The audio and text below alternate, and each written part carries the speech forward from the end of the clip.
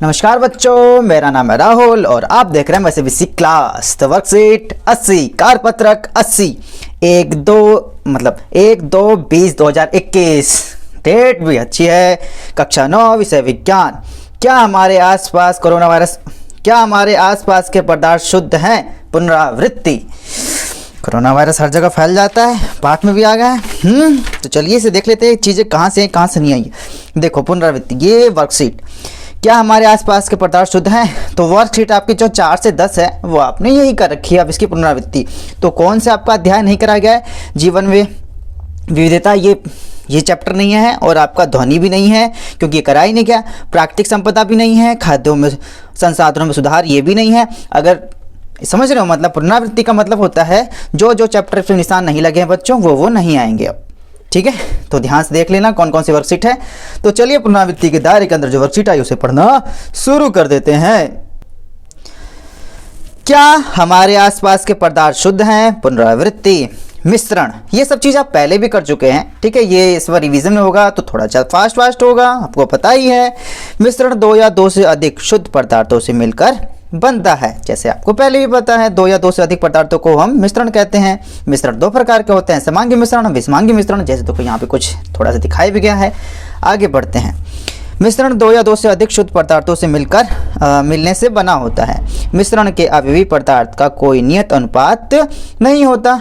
जैसे नमक का घोल बनाने के लिए हम पानी में कम या ज़्यादा नमक घोल सकते हैं, ज़्यादा या कम रख सकते हैं, कोई दिक्कत की बात नहीं है। मिश्रण के अवयवों को समानांतर भौतिक विधियों द्वारा अलग किया जा सकता है, जैसे वाष्पीकरण व निस्संदेह। ठीक है, अगर ये सब चीज़ें आपको डिटेल में पढ़नी है तो इसके लिए मैंने जो इसका सब चैप्टर है वो चैप्टर वाइज इसके मैंने वीडियो बना रखे हैं। लिंक मैं डिस्क्रिप्शन में दे दूंगा, आप वहाँ से भी इसे चेक कर सकते हैं।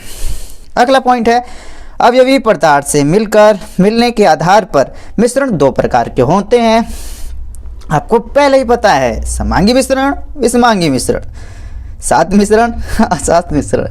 ठीक है, समांगी मिश्रण में हर स्थान पर पदार्थ एक जैसे मिश्रित होते हैं, जबकि विषमांगी मिश्रण में पदार्थ हर स्थान पर अलग अलग होते हैं, जिसे मिश्रित नहीं होते हैं। जैसे आपको पता है मिश्रण बचपन से पढ़ते हुए, और बचपन मतलब 6-7 में तो पढ़ा ही है, मुझे भी पता है। मिश्रण 2 प्रकार के होते हैं, विषमांगी मिश्रण, समांगी मिश्रण। विषमांगी मिश्रण 2 प्रकार के, निलंबन, कोलाइड, और समांगी वाले में बस विलयन आपका आता है। तो इस जो पुनरावृत्ति है इसमें हम विलयन के बारे में ज़्यादा पढ़ेंगे। किसमें? विलयन के बारे में पढ़ेंगे हम।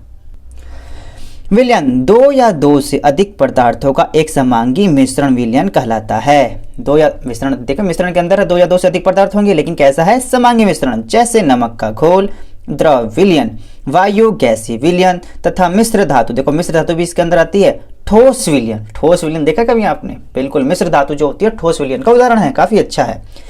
विलयन के 2 मुख्य हिस्से होते हैं, विलय जिससे घोला जाता है और कम मात्रा होती है, विलायक जिसमें घोला जाता है और अधिक मात्रा होती है। तो समझ लो, कंफ्यूज होने वाली बात नहीं है। विलयन में 2 चीज़ें होती हैं, विलय और विलायक। जिसकी मात्रा ज़्यादा होती है उसे हम विलायक कहते हैं। जैसे पानी और चीनी मिलेंगे तो आपका जहाँ पानी विलायक हो जाएगा और चीनी विलय हो जाएगा। ठीक है, आगे पढ़ते हैं। विलयन के गुण। विलयन के गुण आप पहले भी कर चुके हैं, बार बार बोल रहा हूँ मैं। विलयन एक समांगी मिश्रण होता है जिसमें हर स्थान पर एक जैसी संरचना होती है। पॉइंट नंबर 2, विलयन के कणों का आकार बहुत छोटा होता है, नैनोमीटर, 10⁻⁹ ठीक है, मीटर। नैनोमीटर बराबर होता है 1 नैनोमीटर, बहुत ही छोटे होते हैं ये, और इसे नग्न आंखों से नहीं देखा जा सकता। विलयन में टिंडल का प्रभाव, प्रकाश की किरण का पथ दिखना नहीं दिखाई देता, क्योंकि इसके कण प्रकाश को प्रकटित नहीं करते हैं।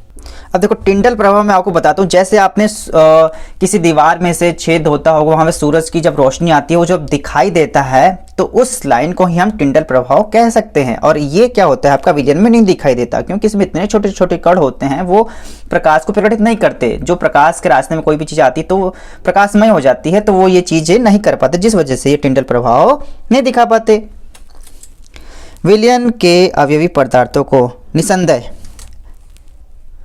निस्यंदन, निस्यंदन से अलग नहीं किया जा सकता। विलयन मिश्रण स्थायी मिश्रण होते हैं। निस्यंदन अब क्या होता है आपका, अब ये जो निस्यंदन है इसका क्या अर्थ है, कोई भी आपका मिश्रण है ना, जब कपड़े से छाना जाता है या फिल्टर पेपर से अलग करना जब करते हैं ना, तो हम इसे निस्यंदन कहते हैं। इसमें क्या होता है, फिल्टर पेपर से छानने पर भी जो विलयन होता है वो नहीं छन पाता, ठीक है, इसे समांगी मिश्रण के अंदर ही आता है।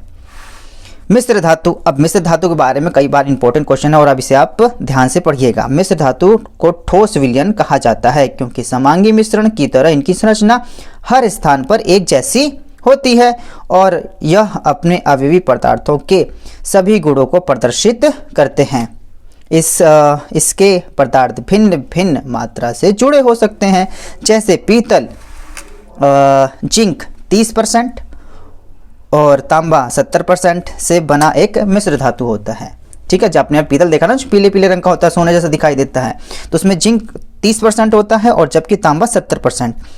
ऐसी वस्तु को हम मिश्र धातु कहते हैं। ध्यान दीजिए कि मिश्र धातु के अवयवी पदार्थ भौतिक प्रक्रियाओं द्वारा अलग नहीं किया जा सकता। दो प्रक्रियाएं होती हैं ना, भौतिक एक रासायनिक, तो दोनों आगे रिवीजन में आएंगे तो उसे भी बताया जाएगा। तो चलिए जल्दी से प्रश्न उत्तर पा जाते हैं, आपको इसी का बेसब्री से इंतजार होगा। एक समांगी और एक विषमांगी मिश्रण में क्या मूलभूत अंतर होता है।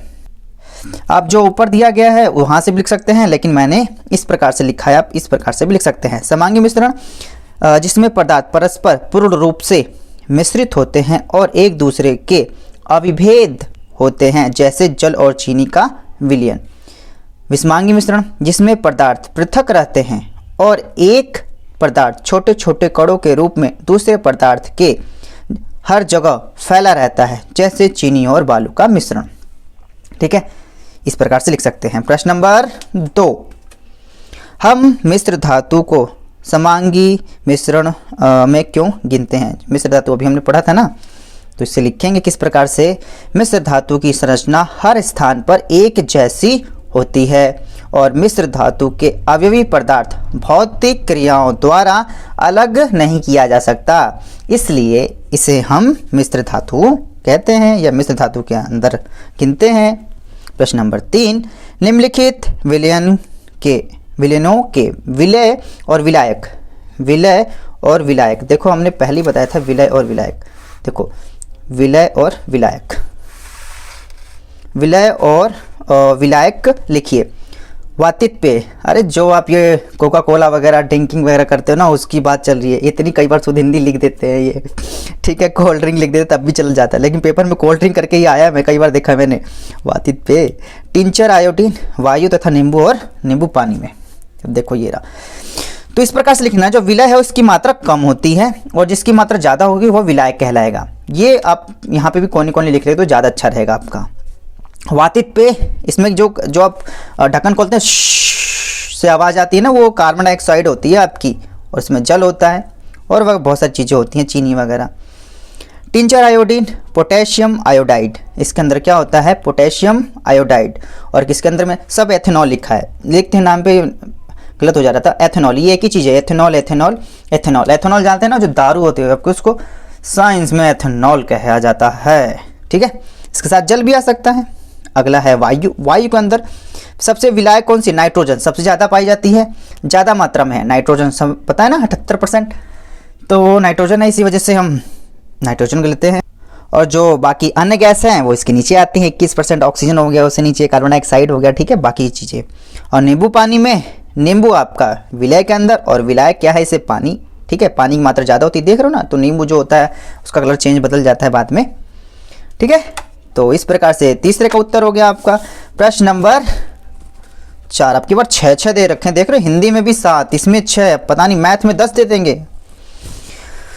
3 के बाद 4, क्या विलयन और अवयवों को निस्यंदन द्वारा अलग किया जा सकता है, क्यों और क्यों नहीं। जैसे मैंने आपको यहाँ पे निस्यंदन बताया था, वही है, दोबारा से उसी चीज़ को लिख देना है, और क्या नहीं। विलयन के अवयवी पदार्थों को निस्यंदन से अलग नहीं किया जा सकता, क्योंकि विलयन के कणों का आकार बहुत छोटा होता है और इन्हें नग्न आँखों से नहीं देखा जा सकता, ठीक है।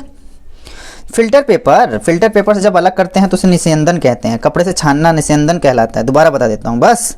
प्रश्न नंबर 5, विलीनों में टिंडल का प्रभाव क्यों नहीं दिखाई देता? अभी हमने पढ़ा था, ठीक है। विलयन के कण प्रकाश को प्रकटित नहीं करते, इसलिए विलयन टिंडल प्रभाव नहीं दिखाता है। सिंपल। प्रश्न नंबर 6, विलयन के गुण लिखिए। देखो इतने सारे गुण है, सारी सब सेम से हो जाते हैं। विलयन के गुण थोड़े से मैंने अपने हिसाब से लिख दिए हैं। यह एक समांगी मिश्रण है, इसके कणों को नग्न आंखों से नहीं देखा जा सकता। विलयन स्थायी होता है, टिंडल प्रभाव नहीं दिखाते।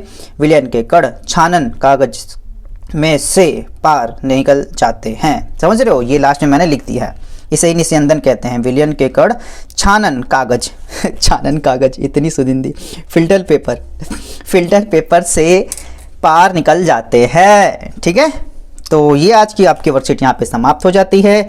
मैं सीबीएसई क्लास की इस वीडियो को देखने के लिए धन्यवाद। जय हिंद, जय भारत।